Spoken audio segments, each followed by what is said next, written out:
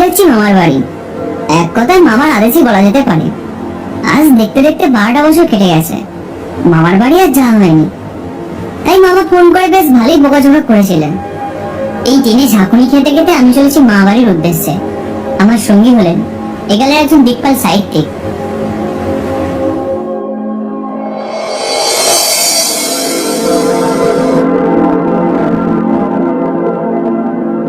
হঠাৎই সঙ্গী ভদ্রলোক আবিষ্কার করলেন সামনে একখানা কামরার সেকেন্ড ক্লাস রিজার্ভ করেছেন তারই পরিচিত একদল, আর তাদের কামরায় খালি হচ্ছে একখানা। বেশ ভালো মশাই আপনার, আপনি এখন এক ছাত্র, বেশ সম্রাটের মতোই ঘুমিয়ে যেতে পারবেন। বলেই লোকটি মালপত্র নিয়ে চলে গেলেন। আমি অবশ্য তাকে কখনো দেখিনি। এমন একজন ভয়ঙ্কর বিখ্যাত সঙ্গীকে নিয়ে ট্রেন যাত্রার কল্পনা আমি কখনো করিনি।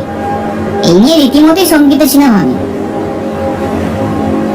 সাহিত্য আর সাহিত্যিক দুটোকে আমি দারুণ ভয় করি। এই কথা স্বীকার করতে লজ্জা নেই যে সংখ্যাতত্ত্বের কাছে রসতত্ত্বের স্বাদ অত্যন্ত জল বলে আমার মনে হয়।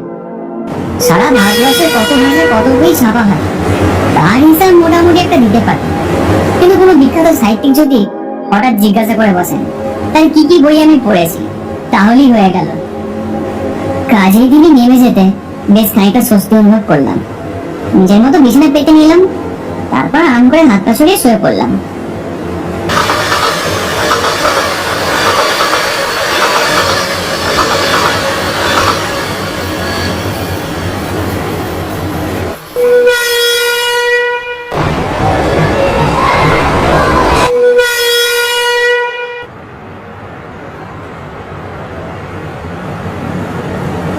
উল্কা বেগে আমাদের ট্রেন তখন এগিয়ে চলেছে, কিন্তু আলো নিভিয়ে শোয়ার উপক্রম করতে কিরকম একটা অদ্ভুত অশান্তি আমাকে পেয়ে বসলো।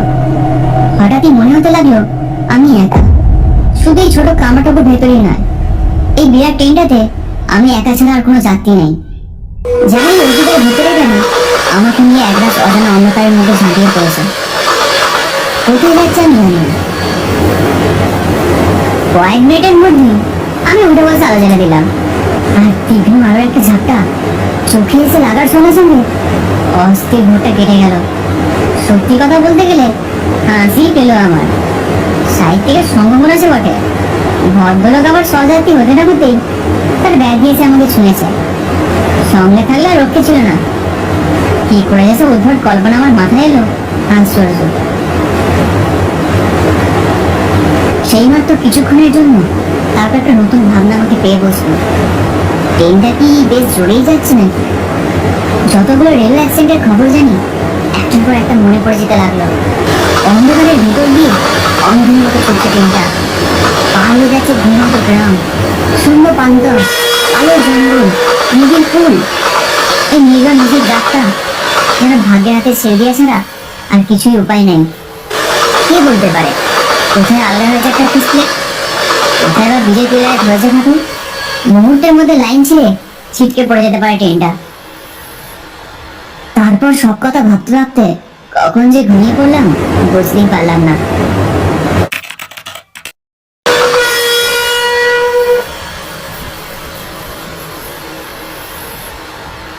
ট্রেনের একটা ভীষণ আওয়াজে আমার ঘুমটা আবার ভেঙে গেল।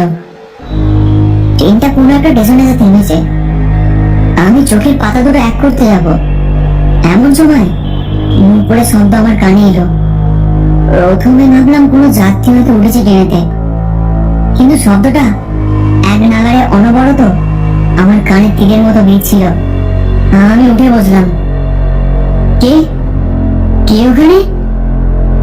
কিছুটা এগিয়ে যেতে একটা বাজে ভ্যাপসা গন্ধে পুরো মাথাটা ঘুরে উঠল।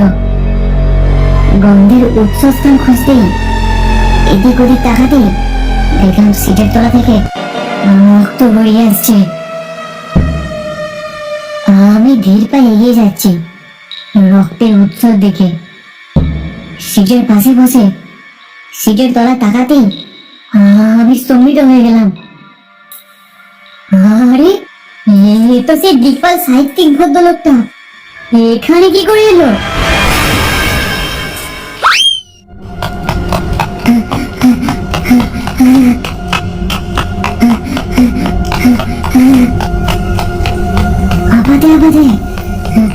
একটা বেঞ্চে গিয়ে বসলাম। জলটা নিন না আমার হাত থেকে।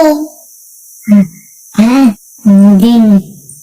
কোনো কথা না ভেবে আমি হাত বাড়িয়ে জলটা নিয়ে নিলাম। জলটা খেতে যাব এমন সময় মনে হলো, এই ফাঁকা স্টেশনে কে আমায় জল দেবে? কথাটা ভাবতে ভাবতে আমার হাতের গ্লাসের জলটা লাল হয়ে গেল। তারপর মহিলার দিকে তাকাতেই দেখি ঘুমটা দিয়ে এক ভদ্রমহিলা বসে রয়েছে। আমি জিজ্ঞাসা করলাম, কি আপনি? আর এত রাতে এই স্টেশনে কি করছেন? আমার কথাটা শেষ হতে না হতে মেয়েটির মুখ থেকে ঘুমটাটা সরে গেল।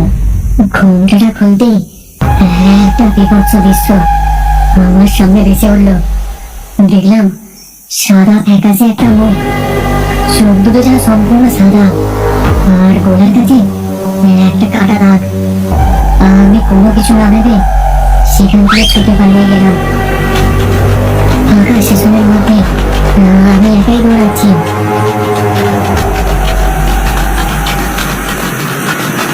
জলটা নিন না আবার সেই একই কণ্ঠস্বর। আমি আবার দৌড়তে লাগলাম। এই সময় দেখি ট্রেনটা হর্ন মারল। আমি নিজের সর্বশক্তি দিয়ে ট্রেনে ওঠার জন্য দৌড়তে লাগলাম, কিন্তু আমার সব চেষ্টায় ব্যর্থ হলো। ট্রেনটি স্টেশন ছেড়ে বেরিয়ে গেল। আমি কি করব ভেবে পেলাম না। আমি হাঁপাতে থাকলাম। আমার এই স্টেশনে থাকা ছাড়া আর কোনো উপায় নেই। কিছুটা দূরে একটা কাঠের বেঞ্চে দেখতে পেয়ে আমি বসলাম। হঠাৎ আমার নজরে পড়লো কিছুটা দূরে একটা আলোর কাছে প্ল্যাটফর্মের উপরে ল্যাম্প পোস্ট। সেখান থেকে ক্ষীণ হয়ে নেমে আসছে হলুদ রঙের আলো, এবং সে আলোর মধ্যে দাঁড়িয়ে রয়েছে একটা লোক। আমি এক দৃষ্টিতে সেদিকে তাকিয়ে আছি আর মনে মনে ভাবছি, এই দৃশ্য তো আমার পরিচিত। এ তো সেই সাহিত্যিক যাত্রী, কিন্তু এ তো ট্রেনে ছিল। এইসব কথাই ভাবছি আর বুঝতে পারছি আমার আশপাশে কারেন্ট ছোটাছুটি করছে, কিন্তু তারা অদৃশ্য, কাউকে আমি দেখতে পাচ্ছি না। আমি নিজের মনে শক্ত করে চুপচাপ বেঞ্চে বসে থাকলাম আর মনে মনে ভাবলাম, যা আবার হোক, আজের শেষ দেখেই ছাড়বো। আমি আবার সেই আলোর দিকে তাকিয়ে থাকলাম আর দেখলাম দূরে দাঁড়িয়ে থাকা সেই লোকটি ক্রমশ আমার দিকে এগিয়ে আসছে। মুখের আকৃতি সে আগের মতো বিভৎস। ভয়ে আমার গোটা শরীর ঠান্ডা হয়ে গেল। বুঝতে পারলাম আমি চিৎকার করার ক্ষমতা হারিয়েছি। আমি বেঞ্চ দিয়ে উঠে দৌড়তে লাগলাম, কিন্তু একটা শক্ত কিছুতে ধাক্কা লাগায় আমি আবার পড়ে গেলাম।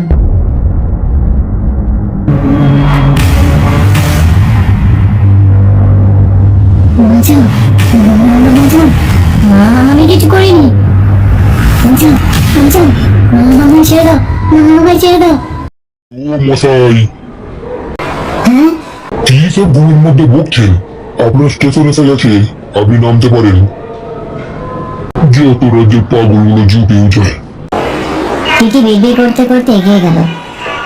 আমি কতকটা নিজের প্রতি লজ্জিত হয়ে আমার মালপত্রগুলো নিয়ে সেখান থেকে নেমে গেলাম। স্টেশনে রিক্সা পাঠিয়ে দিয়েছিলেন আমার মামা। আমি রিক্সায় উঠে সোজা চললাম মামার বাড়ির দিকে। মামা ব্যাচেলার মানুষ, একটু পাগল ধরনের। প্রথম জীবনে সন্ন্যাসী হয়ে কয়েক বছর অজ্ঞাতবাস করেছিলেন তিনি। তারপর এখানে এসে ডাক্তারি শুরু করেছেন। গ্রামটা একেবারে দায়িত্ব গ্রাম। মামার কয়েক বছর হোমিওপ্যাথি ওষুধের জোরে এখানে সুচিকিৎসক হয়ে বসেছেন তিনি। পাহাড় শালবন ঘিরে ছোট্ট একটা নদী আর কয়েক ছোট ঘর নিয়ে একটা গ্রাম। মামার বাড়িটা খুব ছোট, অত্যন্ত মনোরম জায়গা। তার সৌন্দর্য আমি সঠিক বর্ণনা করতে পারবো না। আমার ধারণা, কলকাতা থেকে যারা কিছুদিনের জন্য পালিয়ে আত্মরক্ষা করতে চায় তাদের জন্য এই জায়গা আদর্শ।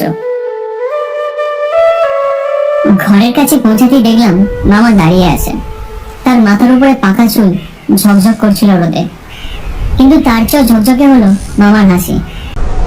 ভাবনা, কেমন আছো? পথে আসতে কোনো অসুবিধা হয়নি? তো না না, কোনো অসুবিধা হয়নি। আমি মনে মনে হাসলাম।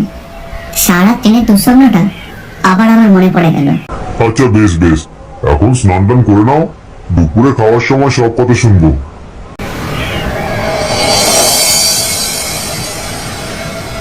খাবার সময় আমি আমার দুঃস্বপ্নের কথাটা মামাকে বললাম। আসার সময় ভুলভাল কিছু খেয়ে এসেছিলে? হ্যাঁ, খেয়েছিলাম, একটু বেশি হয়ে গেছিল। ও, তাই এই কাণ্ড। পিঠ গরম হলে ওসব ভুলভাল চিন্তা মাথার মধ্যে ঘোরে। আচ্ছা শোন, তুই খাওয়া দাওয়া করে ঘন্টা তিনেক ঘুমো, আমি যখন পাশের গ্রাম থেকে রুগী দেখার পাটটা সেরে আসি। খাওয়া দাওয়ার পর মামার ডাক্তারি ব্যাখ্যাটা মনটাকে বেশ ঝরঝরে করে দিল। তারপর আমি ঘুমিয়ে পড়লাম।